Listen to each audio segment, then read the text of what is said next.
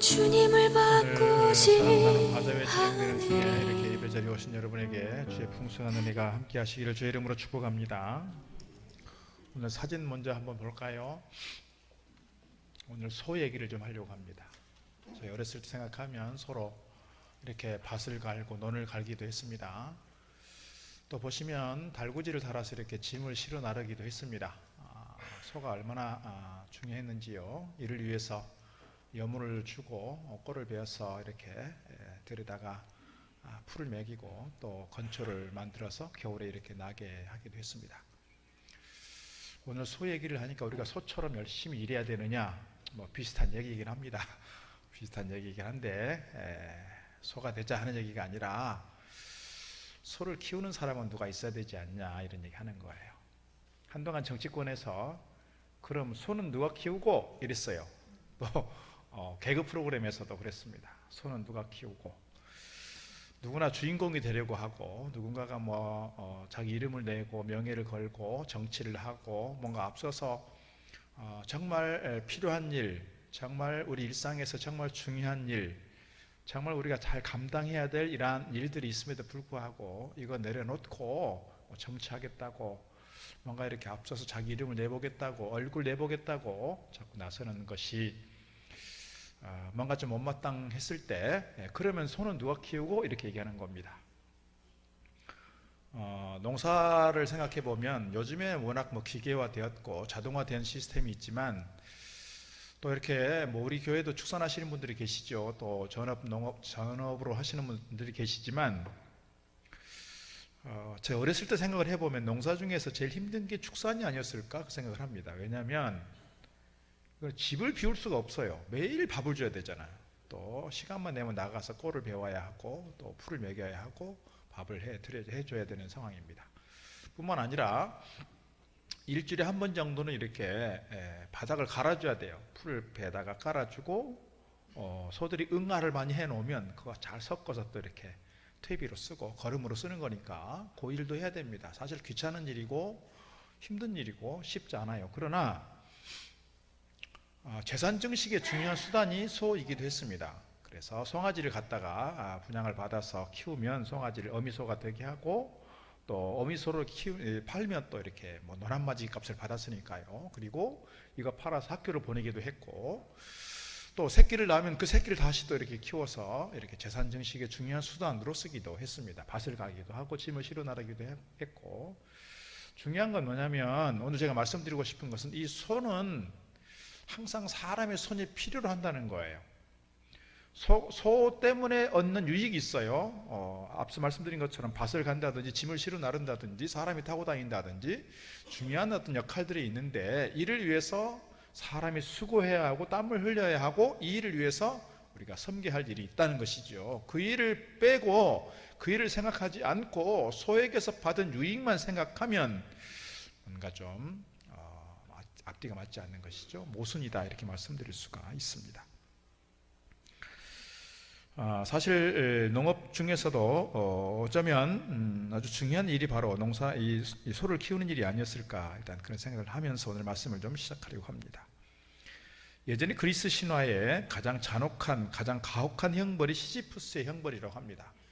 그림을 한번 보여주시면 이 시지프스가 원래 왕이었는데 자기 수단 방법 가리지 않고 자기의 배를 채우기 위해서 그렇게 거짓말하고 폭력을 썼던 이 시지프스가 심지어 누구까지 속이게 됐냐면 제우스까지 속이게 된 거예요. 제우스를 말하면 오늘 우리의 문화에서 제우스 하면 옥황상제 이런 정도 생각하시면 될 것 같아요. 이렇게 제우스까지 속이면서 제우스에게 발각이 되었고 제우스로부터 형벌을 받은 게 뭐냐면 이 사람이 영원토록 죽는 것도 아니죠. 영원토록 바위를 계속해서 밀어 올라야 되는 그런 형벌을 받은 겁니다. 그런데 보기만 해도 참 이렇게 좀 막 이렇게 부담이 되죠. 그런데 이렇게 시지프스가 이렇게 돌을 밀어 올리는 거는 바위를 들어 올리는 건 그래도 이거 형벌이라기보다는 이건 축복이야 라고 말하는 사람들이 있다는 거예요. 누구냐면 아랍 사람들입니다. 아랍 사람들은 이 그리스 신화에 나오는 시지프스의 이거는 형벌이라기보다 그냥 축복이야 라고 하는 거야. 이건 신화에 나오는 얘기 아닙니다. 성경 이야기 아닙니다. 간혹 이런 얘기를 하면 목사님 이런 말을 하더라, 성경에 있나 봐, 이렇게 말하시는 분들이 간혹 있어서 제가 되게 조심스러워요. 이거 신화 얘기입니다. 신화. 아랍에 나오는 신화 중에 이제 우리가 보통 절에 들어가면 처음에 막 사천왕상 같은 게 있잖아요. 무서운 이런 형상을 가진 사천왕상 같은 게 있잖아요. 이 아랍의 신화에는 사람이 죽으면 이런 큰 마왕이 둘이 사람을 너는 죄인, 너는 의인 이렇게 분별을 한다는 거예요. 그래서 사람이 죄인이라고 판결이 나면 예수님께서 우리를 그렇게 얘기하셨잖아요. 양과 염소로 분리한다. 그렇게 죄인으로 분리가 되면 이 시루라기 실 같은 그런 좁은 길을 가다가 어떻게 대부분 낭떠러지로 떨어지게 된다는 거예요. 근데 그 낭떠러지가 뭐냐? 가헤넴이라고 하는 건데, 가헤넴은 영원토록 아무 일도 하지 않는 형벌이라는 거예요. 목사님, 그러면 거기 천국 같은 지옥 아닙니까? 이렇게 말할 수 있지만 거기서는 아무것도 하지 않고 영원토록 있는 거예요. 우리 연세 많으신 어르신들 중에서 간혹 그런 고충을 말씀하시는 경우가 있습니다. 아무 하는 일 없이 하루 시간 보내는 게 너무너무 힘들어요. 아무 하는 일이 없이 시간, 하루가 너무너무 길어요 하는 분들이 계십니다. 뭐라도 좀 손이라도 꼼짝거리고 뭐가 내가 할 일이 있고 뭐가 좀 자기 역할이 있으면 그나마 시간이 좀 빨리 갈 텐데, 그냥 마냥 시간을 죽여서 뭔가 자기의 죽음만을 기다리는 것 같은 그 어떤 지루함, 그걸 견뎌내는 것이 사실은 어르신들에게 어쩌면 큰 과제인지 모르겠습니다. 하여튼 아랍의 신화에서는 할 일이 아무것도 없고 그냥 시간을 죽이는 것이 얼마나 괴롭고 얼마나 지루하고 얼마나 힘든 시간인가, 이것이 바위를 밀어 올리는 그것보다 훨씬 더 무서운 형벌이다라고 이야기를 하는 거예요. 그러면서 하는 말은 무슨 말이냐? 우리가 살아가면서 할 일이 있다는 것은 우리에게, 성경에서는 뭐라고 해요? 성경에서는 창세기 3장에서 아담과 하와가 범죄함으로써 너는 노동을 해야 먹고 살 거야, 노동을 해야 살아, 이렇게 형벌처럼 주어졌지만 어쩌면 우리가 일상 속에서 뭔가 할 일이 있다라고 하는 것은 우리에게 이건 형벌이라기보다는 축복이다, 이렇게 말씀드릴 수가 있습니다. 우리에게 할 일이 있다, 우리에게 복이다, 이런 말씀 가지고 시작하려고 합니다. 오늘 말씀 보면은 소를 키우는 수고에 대해서 말씀합니다. 소가 없으면 구유는 깨끗하려니와 소의 힘으로 얻는 것이 많다 그랬어요. 소를 키우지 않으면 뭐 이렇게 구유를 사실 둘 필요도 없고 외양간을 둘 필요도 없죠. 소를 키우지 않으면 이미 있는 외양간은 깨끗하게 청소해 놓으면 돼요. 구유 깨끗할 수 있어요. 그러나 그 소를 키우지 않음으로써 뭣도 얻을 수 없다, 소의 힘으로 얻는 유익을 얻을 수 없다. 반대로 말하면 소로 인해서 얻는 유익을 얻기 위해서는 우리가 소를 키울 필요가 있다. 그것이 불편한 일이고 귀찮은 일이고 힘든 일이지만, 노동의 수고를 필요로 한 일이지만, 그것이 오늘 우리에게 유익이 되고 우리에게 힘이 되기 위해서는 우리가 반드시 거쳐야 될 과정이고 감당해야 될 몫이다 라고 하는 것을 이야기해 주고 있는 겁니다. 우리 전통적인 문화에서 보면 예전에 반상제도가 있어가지고 양반들하고 상놈들 나눴잖아요. 양반들은 늘 아무리 몰락한 양반 집안이라도 뒤집히고 있는 거예요. 이렇게 일 안 하고.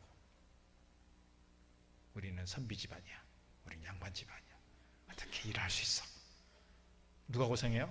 식구들이 고생하는 거예요. 아내가 고생하고 자식들이 고생하고 가난에 찌들어 있으면서도 학교도 제대로 못 보내면서 자존심만 세우는 거. 우리 집이 양반 집안이야, 양반 집안. 저희 어렸을 때 사실 그런 게 좀 있었어요. 우리 집 양반 집안이라고 되게 자존심 세우고 이래가지고. 누가 고생했어요? 가족들이 고생했다고요. 가족들이 고생했어요. 우리 어렸을 때 생각해보면 그런 것도 있고요.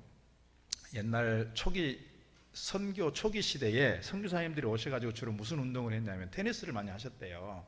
테니스를 하면 막 쫓아다녀야 되고, 공을 쫓아다녀야 되고 땀을 뻘뻘 흘리면서 막 달려가서 공을 치고 이러고 있는 모습을 보니까 양반들이 볼 때 참 한심한 거예요. 아니 뭐하러 저렇게 열심히 쫓아다니면서 일을 하냐, 아니 종들을 좀 시켜서 하지.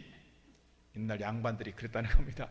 그 테니스 하는 거를 일이라고 생각해서, 아니 그렇게 열심히 쫓아다니는 걸 종을 시켜서 하지, 뭐 당신이 이렇게 직접 하느냐, 힘들게. 이것이 우리 선조들의 문화였단 말입니다. 노동에 대한 우리의 생각이었어요. 그러다가 선교사님들이 뭘 가르쳤어요? 일하기 싫거든 먹지도 마라. 반대로 얘기하면 먹으려면 일해야 된다 이 말입니다. 일에 대한 생각이 많이 바뀌었어요. 일에 대한 생각이. 예수님께서도 그렇게 말씀하셨습니다. 여러 가지 사역들을 했습니다. 사람을 살리는 일을 했고, 치유하는 일을 했고, 회복시키는 일을 했고, 기적을 일으키는 일들을 했습니다. 특별히 가난하고 병든 사람들, 정말 힘들게 살아가는 사람들과 늘 함께 했습니다. 그들과 동고동락하면서 그들을 위해서 섬겼습니다. 복음을 전했고 사람을 살리는 일을 했습니다. 그러니까 많은 사람들이 예수님을 따랐습니다. 예수님이 이렇게 주인공이 되었고 예수님께 많은 사람들이 나오게 되니까 그를 시기하고 질투하는 사람들이 있었습니다. 주로 누구였습니까? 바리새인들이었고 제사장들이었고 서기관들이었고 어쩌면 이스라엘 내에서 자기들이 주인공이 되고 싶은 사람들이었어요. 자기들이 주인공이 되고 자기들이 주목을 받고 자기들에게 사람들이 와야 이게 뭔가 좀 권위가 서는데 자꾸 사람들이 예수님에게 가는 거예요. 예수님에게 가. 그러니까 예수님에게 12조로 말하는 겁니다. 당신이 무슨 권세로, 당신이 왜 이렇게 일을 합니까? 그랬더니 주님께서 하시는 말씀이 이 말씀이었습니다. 요한복음 5장 17절. 예수께서 그들에게 이르시되 내 아버지께서 이제까지 일하시니 나도 일한다 그랬습니다.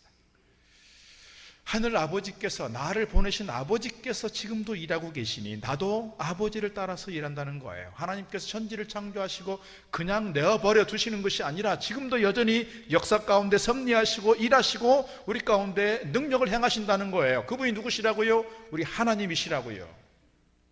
누구를 통해서요? 오늘 저와 여러분을 통해서 일동지역을 책임지고 일동의 많은 사역들을 복음을 위해서 사역하게 하시는 줄 믿습니다. 하나님 지금도 잠자고 계시는 것이 아니라 멀리서 방관하고 구경하고 있는 것이 아니라 역사의 현장에서 하나님은 지금도 일하시고 계시다는 것을 우리가 잊지 않으면 좋겠습니다. 그러나 성경에서 아무리 힘써 집을 세우려 해도, 아무리 성을 지키려 해도, 아무리 땀을 흘려 열심히 수고해도 허사가 될 수 있다 말씀하십니다. 허사가 될 수 있다. 시편 127편에 이렇게 기록합니다. 여호와께서 집을 세우지 아니하시면 세우는 자의 수고가 헛되며 여호와께서 성을 지키지 아니하시면 파수꾼의 깨어있음이 헛되도다. 너희가 일찍 일어나고 늦게 누우며 수고의 떡을 먹음이 헛되도다. 그러므로 여호와께서 그의 사랑하시는 자에게 잠을 주시는도다. 우리가 아무리 땀을 흘려 노력을 하고 아무리 집을 잘 지키려고 해도 아무리 우리의 삶을 든든하게 세워가려 해도 하나님의 은혜가 아니면, 하나님께서 함께 하시지 아니하시면 우리의 수고가 허사가 되고 헛된 일이 될 수 있다는 것을 우리에게 가르쳐 주고 있습니다. 하나님께서 모세를 통해서 특별히 신명기 보면 자주 반복되는 말씀이 있어요. 무슨 말씀이냐면 이스라엘 백성들이 출애굽하고 40년 동안 광야 생활을 했어요. 광야 생활을 거의 끝나갈 즈음에 이제 곧 요단강을 건너고 가나안 땅을 앞두고 있는 그 상황 속에서 하나님께서 신명기를 통해서 이스라엘 백성들이 계속 가르치는 말씀이 있어요. 그게 뭐냐면 너희들이 40년 동안 또는 출애굽의 과정 속에서 하나님 어떻게 일하셨는지를 너희가 똑똑히 봐왔는데 이 하나님에 대해서 잊지 마라. 결코 잊지 마라. 잊지 마라는 걸 계속 말씀하시면서 기억하라 그래요. 그러면서 염려스럽게 말씀하시는 게 있어요. 뭐냐면 가나안 땅에 들어가서 농사를 지으면 농사가 잘 될 거다. 너희들이 경험하지 못했던, 너희들이 상상하지 못했던 그런 결실들을 맺게 될 거야. 목축을 해도 마찬가지고. 그럴 때 너희들이 설마 이렇게 생각하진 않겠지 하시는 말씀이 있어요. 뭐냐면요, 내가 열심히 땀 흘렸으니까 이렇게 잘 된 거야. 내가 열심히 일했으니까 이렇게 얻은 거야. 이건 내 공로야 라고 말할 수 있다는 거예요. 진짜 그렇게 했어요. 진짜 그랬다고요. 누구를 잊어버리고? 하나님을 잊어버리고. 우리도 그럴 수 있어요. 제가 지금 열심히 일하자는 얘기를 하니까 내가 열심히 기업을 꾸려가고 내가 열심히 직장생활하고 내가 열심히 일했으니까 내가 소득이 생겼고 내 삶이 윤택해졌고 내가 이렇게 돈을 벌었고 내가 이렇게 풍성하게 살게 된 것은 내 공로야 라고 말하는 것은 착각이라는 거예요. 잘못하면 뭐가 된다고요? 허사가 된다고요. 하나님께서 함께 하시지 아니하시면, 하나님께서 지켜주시지 아니하시면, 하나님께서 세우지 아니하시면 우리가 세우려고 했던 그것들을 다 무너뜨릴 수 있다. 우리가 세우려고 했던 거 다 무너질 수 있다. 우리가 열심히 땀 흘려 수고한 거 다 허사가 될 수 있다 하는 사실을 기억하면 좋겠어요. 내가 물론 열심히 일하지만 누구의 뜻을 쫓아서, 하나님의 뜻을 쫓아서 하나님 말씀 안에 서서 주님의 뜻을 행하려 할 때 주님께서 우리를 지켜주시고 우리를 안부해 주시고 우리 가운데 역사하여 주시는 줄로 믿습니다. 오늘 말씀의 제목을 제가 이렇게 잡았습니다. 소를 키우는 수고와 분복 그랬습니다. 소를 키우는 수고가 필요하고요, 소를 키우는 사람, 그 수고에 땀을 흘린 사람들에게 받을 만한 복이 있다. 이게 뭐다? 분복이라는 말이에요. 요즘 성경에는 이걸 잘 안 쓰더라고요. 예전 성경에는 분복이라고 이렇게, 요즘에는 몫이라고 이렇게 번역을 했습니다. 몫이라는 게 뭐예요? 아버지가 돌아가시면 아버지가 남기신 유산에 대해서 어머니 몫이 있고 아들들 몫이 있고, 이 말이에요. 내가 받을 분복이라는 게 그거죠. 아버지가 아무리 유언을 남기셔서 이렇게 큰아들한테 다 줄 거야 해도 둘째 셋째 아들이 법원에 제소를 하고 소송을 걸면 둘째 셋째 몫도 줘야 되는 거예요. 이게 이제 우리 분복이라는 겁니다. 어떤 분복이 있느냐 몇 가지 말씀드리고 싶습니다. 무엇보다 하나님께서 우리의 수고를 기억하신다는 겁니다. 기억하신다. 하나님께서 기억하신다. 우리가 기도할 때 그거 자주 기도해요. 하나님, 제가 어떻게 섬겼는지 주님 아시죠? 제가 어떻게 땀 흘렸고 어떻게 헌신했고 어떻게 주님 잘 섬겨왔는지 하나님 기억하시는 줄로 믿습니다. 기도하잖아요. 히스기야 왕이나 이런 중요한 왕들도 기도할 때 그렇게 기도했다고요. 하나님, 제가 어떻게 말씀 안에서 어떻게 진리 가운데서 어떻게 주의 뜻을 행하였는지 기억하옵소서 기도했단 말이에요. 미국의 제25대 대통령이 있습니다. 윌리엄 맥킨리라고 하는 분인데요, 잠깐 보여주시면, 이분이 이 대통령이 당선되고 나서 외무부 장관을 선택할 때 스펙이 비슷한 두 분을 놓고 고심을 했다고 합니다. 이분을 해야 되나 저분을 해야 되나, 어떤 분이 일을 잘하실까 고민을 하는데, 이분이 국회의원 시절, 대통령이 되기 전에 국회의원 시절에 경험했던 것을 떠올리게 됐습니다. 그게 뭐냐면, 이게 전차를 타고 출근을 하는데요, 사람들이 많이 있었어요. 그러니까 자리가 없었죠. 다행히 이분들이 일찍이 타서 자리에 앉고 왔는데, 한 아주머니께서 짐을 잔뜩 지고 오는데 옆자리 이제 어떤 신사 앞에 이렇게 딱 섰어요. 근데 그 신사 되는 분이 신문을 착 펴들고 모른 체하고 외면을 했어요. 그러니까 이 맥킨리가, 그 옆자리에 앉아있던 맥킨리가 일어서서 이분에게 자리를 양보하고 지나갔어요. 꽤 오래전 일이에요. 대통령이 당선되고 나서 유력한 두 분 중에 한 분을 선택해야 될 때 이분이 떠올려진 거예요. 신문을 가리고 그분을 외면했던 그분 중에 한 분이, 그 두 분 중에 한 분이 이분인 거예요. 그래서 이분은 거기서 탈락됐습니다. 별것 아닌 것 같았던 일이었어요.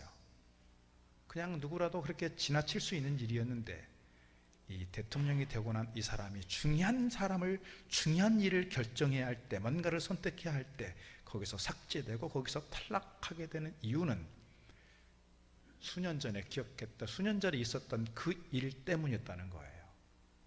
반대도 있을 수 있어요. 반대도. 우리가 하나님 앞에 작은 것을 섬겼지만 그 작은 것이 하나님께 기억된 바 된다는 거예요. 주님께서 마태복음을 통해서 종말장에 그렇게 말씀하십니다. 내가 너희들을 구별할 거야. 어떻게? 양과 염소로 그랬어요.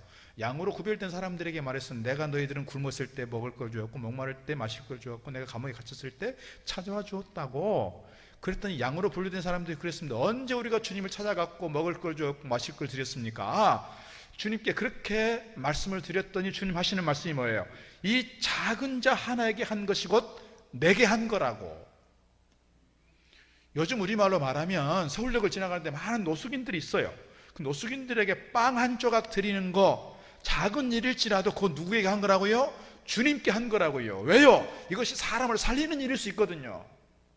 나는 비록 작은 1,000원짜리 2,000원짜리 빵 한 조각일지라도 이분들에게는 며칠 굶었다고 한다면 이 빵 한 조각이 그들의 생명을 살리는 일이 될 수 있기에 주님께서 보실 때 이거의 작은 일이지만 곧 나를 향해 한 것이라고 그렇게 주님께서 말씀하고 있는 거예요. 그런데 내가 그것을 기억하고 있다.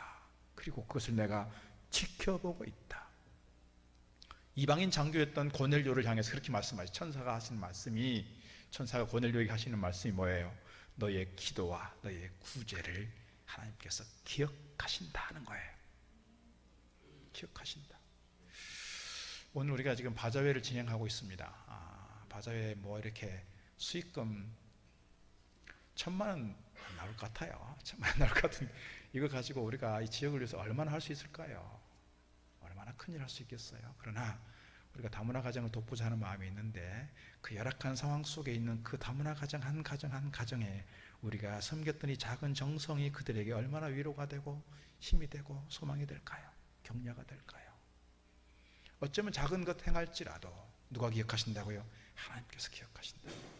하나님께서 기억하신다. 저는 그렇게 분명히 믿습니다. 하나님께서 여러분의 섬김과 헌신을 기억하여 주시는 줄로 믿습니다. 고린도전서 3장에 보면 이렇게 말씀하고 있습니다.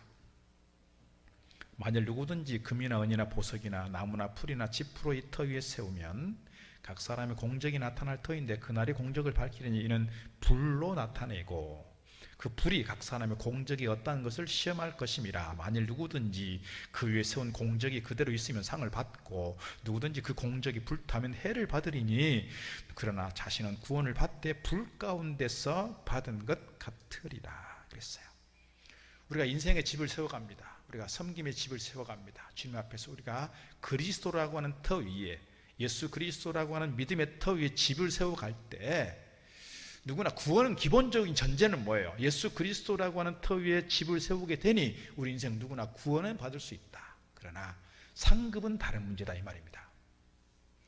금이나 은이나 보석같이 정성을 다하고 최선을 다하고 온 힘을 다해서 집을 짓는 사람하고 풀이나 짚이나 나무 같은 대충 쉽게 짓는 이 집하고는 결정적으로 중요한 순간이 온다. 뭐냐? 주님께서 불로써 심판한다는 거예요. 불로써. 그러면 풀이나 나무나 집 같은 쉽게 지었던 그 집은 홀라당 타버린다. 그래서 그런 집을 지었던 사람들은 불 가운데서 구원받은 자와 같으리라. 금이나 은이나 보석처럼 온 정성을 다해서 집을 지은 사람은 그 상이 그대로 남아 있어서 그렇게 그걸로 상을 받는다 이거예요. 오늘 우리의 수고의 땀, 금과 은과 보석으로 집을 짓는 귀한 일인 줄로 믿습니다. 오늘 4절 말씀 보니까 소의 힘으로 얻는 것이 많다고 말씀하십니다. 소가 없으면 구유는 깨끗하려니와 소의 힘으로 얻는 것이 많다. 소를 키우기 위해서 애써 수고하고 땀을 흘리지만 그것 때문에 얻는 결과들이 많고 그것 때문에 얻는 우리의 삶의 결과들이 달라질 수 있을 때 우리가 그것 때문에 얻는 것들이 많다. 23절 말씀도 이렇게 기록합니다. 모든 수고에는 이익이 있어도 입술의 말은 궁핍을 이룰 뿐이니라. 지혜자는 이렇게 말합니다. 모든 수고에는 이익이 있다. 어떤 이익들이 있느냐? 우리가 땀 흘려 섬긴 것들이 정말 주님 안에서 우리에게 은혜로 오고 복으로 오게 되는데 어떤 것들이 있느냐? 몇 가지 좀 살펴보려고 합니다. 전도서 2장 10절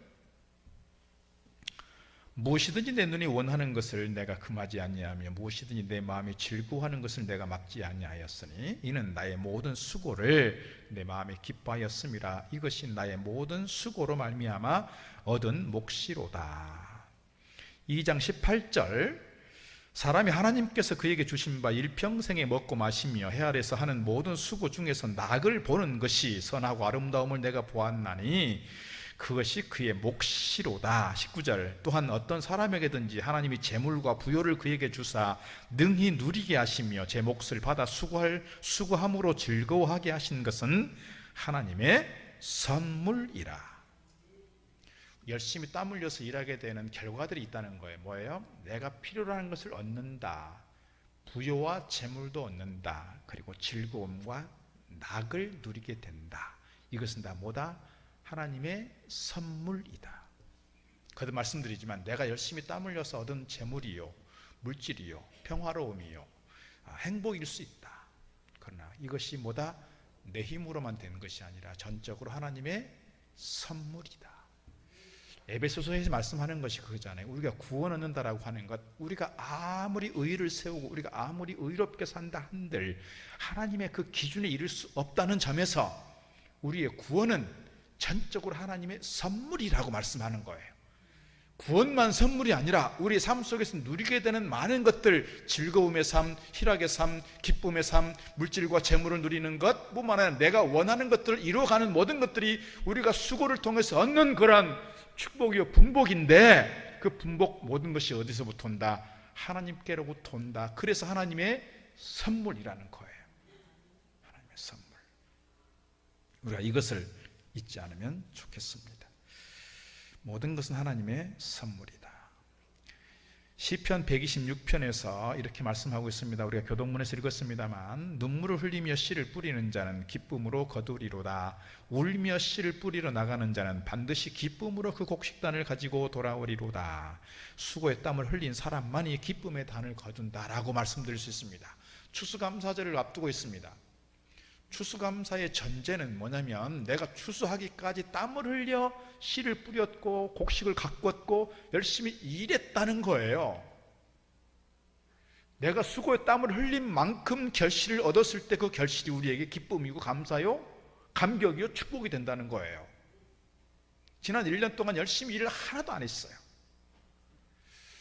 팽팽 놀았어요. 수고의 땀을 흘린 적이 없어요. 추수감사절이 됐어요. 무슨 감격이 있겠냐고요. 감격이 있을까요? 열심히 땀 흘린 만큼 그 땀의 대가가, 수고의 대가가 우리에게 주어졌을 때 그거에 대하여 감사하게 되고 기뻐하게 되고 감격으로 주님을 찬양하게 되는 줄 믿습니다. 이것이 추수감사의 의미다 라는 것이고요. 디모데후서 2장 말씀 보게 되면, 수고하는 농부가 곡식을 먼저 받는 것이 마땅하다 그랬습니다. 수고하는 농부가 곡식을 먼저 받는 것이 마땅하다. 곡식을 취하는 것은 수고하는 농부의 몫이 먼저다라고 하는 말씀이죠. 서부 개척 시대에 많은 사람들이 주요 이동 수단으로 이용했던 것이 뭐냐면 역마차라고 합니다. 역마차. 여러분 가끔씩 그 서부 영화에 보시면 보였을 거예요. 이건 역마차는 아니고 증기기관차인데요. 1930년대 우리나라에서 운행되었던, 일제강점기 시대에 운행되었던 이 객차가 지금도 임진각에 이렇게 세팅이 되어 있습니다. 이것이 뭐 카페가 됐다가 지금은 뭐 카페 문 닫은 것 같습니다만, 이 열차도 가만 보면 이 앞에가 기관차가 있잖아요. 기관차 바로 뒷칸이 3등 칸이에요. 그리고 뒤에 이제 1등 칸, 2등 칸이 있어요. 이것도 사실 이 급수가 있다는 거예요. 1등 칸, 2등 칸, 3등 칸. 제가 이 열차 사진을 보면서 슈바이처가 생각이 났어요. 지금 여기 선교사님도 와 계십니다만, 슈바이처가 선교를 할 때 여러 가지 학위를 갖고 있잖아요. 예를 들면 의사도 되고, 뭐 신학자도 되고, 선교사도 되고, 뭐 철학자도 되고, 뭐 여러 가지 학위를 가지신 분인데, 이분이 이제 노벨상을 받게 됐습니다. 우리나라 지금 아주 경사가 났죠. 60대도 아니고 50대 초반의 젊은 여성이, 동양인 여성이 이렇게 노벨 문학상을 받는다는 건 사실은 노벨상의 역사에서 아마 이런 기록 나오기 힘들 거예요. 우리나라가 그런 큰 경사가 났어요. 정말 마음으로 기뻐하면 좋겠어. 또 이상한 글들이 자꾸 올라오던데 정말 기뻐하면 좋겠다 싶고, 국가적인 그런 경사인 것 같아요. 이 슈바이처가 이제 노벨상을 받기 위해서 이제 파리를 방문하게 됩니다. 근데 이미 영국 왕실로부터 백작이라는 자귀를 받았어요. 이게 쉽게 말하면 귀족 신분인 거예요. 백작이면 상당히 고위 귀족입니다. 사람들이 다 어떻게 생각했냐면, 그 열차가 특등칸이 있고 1등, 2등, 3등 칸이 있는데 사람들은 다 특등칸으로 기자들이 몰렸다고요. 분명히 여기 타고 계실 거야, 내가 먼저 취재해야지, 이렇게 하고 갔을 거 아니겠어요? 근데 특등칸이 없어요. 1등 칸에 가보니까 없어요. 3등, 2등 칸에도 없어요. 한 기자가 혹시 하고 3등 칸을 들여다보니까 3등 칸은 딱딱한 나무자에 되고 가난에 찌드는 그 사람들이 그 3등 칸에 타 있는데, 이 슈바이처가 그곳에서 사람들을 진찰하고 진료하고 있는 거예요. 기자들이 물었습니다. 아니 왜 어떻게 3등 칸을 타고 오십니까? 슈바이처가 그랬습니다. 아니 4등 칸이 없어서 3등 칸을 타고 왔다고. 제가 그 말씀 제가 자꾸 생각이 나는데요. 그래서 단기 선교지만 가끔씩 막 그 이코노미 싹 타고 가면 이렇게 좁잖아요. 이렇게 좁은 차로 이렇게 막 5시간 이렇게 가야 돼요. 되게 불편하지만 그 슈바이처를 생각을 하면 이것도 참 황송하다 그럴 때가 있어요. 비행기를 타고 가다니 이런 생각을 하니까.